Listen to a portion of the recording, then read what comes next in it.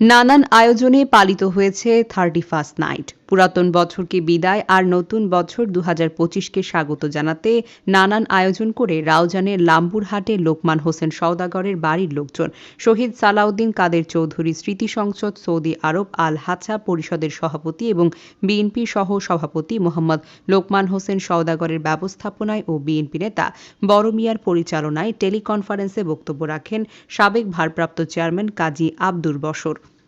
এতে উপস্থিত ছিলেন মোহাম্মদ জাহাঙ্গীর, আফসার মেম্বার, আব্দুল শুক্কুর, মোহাম্মদ ফরিদ সওদাগর, কাজী মাওলানা দিদারুল আলম, বিএনপি নেতা বাচ্চু, লোকমান, সাজ্জাদ হোসেন সাজু, মোহাম্মদ রিয়াদ, মোহাম্মদ হেলাল, মোহাম্মদ আরিফ, মোহাম্মদ ইলিয়াস, পেয়ারু, রবিন, রাহাত, মানিক, আশরাফুল, আবুল বশর। এ উপলক্ষে মঙ্গলবার রাতে চড়ুইভাতি কনসার্ট এবং কাওয়ালি গানের আসরের আয়োজন করা হয়েছে।